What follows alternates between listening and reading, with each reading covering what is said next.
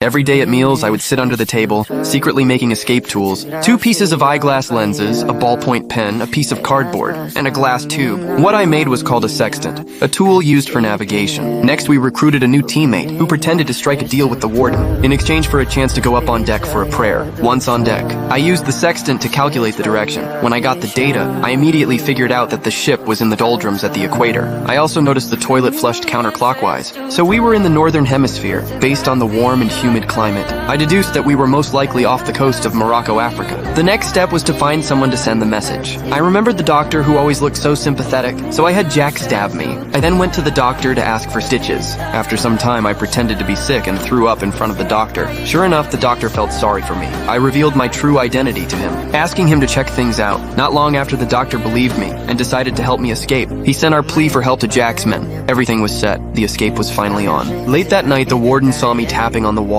He eavesdropped on my signals, decoding that a riot would break out in the West Wing tomorrow morning. The warden quickly sent triple the security to surround the West Wing, but this was all part of my trap. The goal was to get all the guards to the West Wing, so the area I was in would only have 2 left. Then the real riot began. My teammates started a full-out brawl. 2 gangs fought each other. The guards above started shooting down, but I sneaked up and took them out one by one. We climbed up, headed for the deck, but the hatch had an electronic lock. We couldn't force it open. I decided to go to the power room to cut the electricity, but that meant I'd have to stay behind. There was no other choice. I got to the power room, shut down the circuit on the computer, and sure enough, Jack was able to open the door. He made it to the deck, and the plane was already there to pick us up. As Jack got close to the plane, the enemy swarmed in. Jack wouldn't leave, because I wasn't there yet, so he grabbed the machine gun, his eyes cold and steely. He transformed into a ruthless killing machine.